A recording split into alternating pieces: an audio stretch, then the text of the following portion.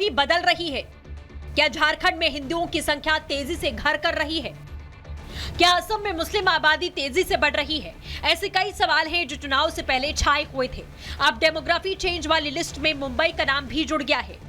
Tata institute of social sciences की report में दावा किया गया कि मुंबई में 2051 तक डेमोग्राफी चेंज हो जाएगी। TISS की रिपोर्ट के बाद महाराष्ट्र की सियासत में भूचाल आ गया। हर कोई ये जानना चाहता है कि डेमोग्राफी चेंज कैसे हो रही है। 2051 तक मुंबई में हिंदू आबादी सिर्फ 54% रह जाएगी। टाटा इंस्टीट्यूट की रिपोर्ट में मुंबई की डेमोग्राफी बदलने के पीछे बांग्लादेशी और रोहिंग्या घुसपैठियों को जिम्मेदार ठहराया जा रहा है।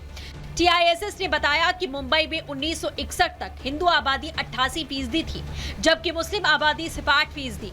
लेकिन 2011 तक हिंदू आबादी में 22% की गिरावट दिखी। 2011 तक हिंदू आबादी 66% पहुंच गई है, जबकि मुस्लिम आबादी बढ़कर 21% हो गई। TISS का दावा है कि 2051 तक हिंदू आबादी घटकर 54% पर आ जाएगी, जबकि मुस्लिम आबादी बढ़कर 30% होने का अनुमान है, जो हिंदू समुदाय के लिए चिंता का विषय है।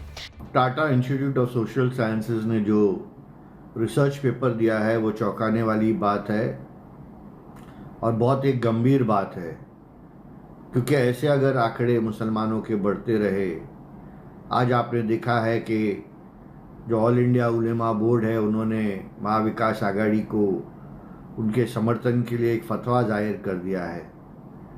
और यही नहीं, जब हिंदुओं की संख्या घटती है तो ये भी एक चिंता की बात है। मुंबई में डेमोग्राफी चेंज का मुद्दा इसलिए भी गंभीर है क्योंकि हाल ही में महाराष्ट्र कांग्रेस के अध्यक्ष नाना पटोले ने समुदाय विशेष को खुश करने के लिए यहां तक ऐलान कर दिया था कि अगर उनकी सरकार बनी तो वो सभी अवैध मस्जिदों को वैध कर देंगे, मान्यता दे देंगे। इसका मतलब ये है कि MV और कांग्रेस तुष्टीकरण की नीति पर काम कर रही है। मुंबई में डेमोग्राफिक चेंज पर टाटा इंस्टीट्यूट की रिपोर्ट आने से साधु संत नाराज हैं। साधु संतों ने इसे चुनावी मुद्दा न बनाते हुए सभी दलों से इसका समाधान निकालने की अपील की। इस दौरान साधु संतों ने तुष्टीकरण की राजनीति करने वालों को लताड़ लगाई। आपको क्या लगता है, अगर हिंदू आबादी घटती है तो कितना नुकसान है? नुकसान तो होगा, इसलिए सभी से आग्रह है कि सारे हिंदू जागें और एकता बनाएं और सनातन को रक्षा करने के लिए आगे बढ़ें, और एकता में ही सब कुछ है। मुंबई की डेमोग्राफी चेंज को लेकर Tata institute of social sciences ने रिपोर्ट दी।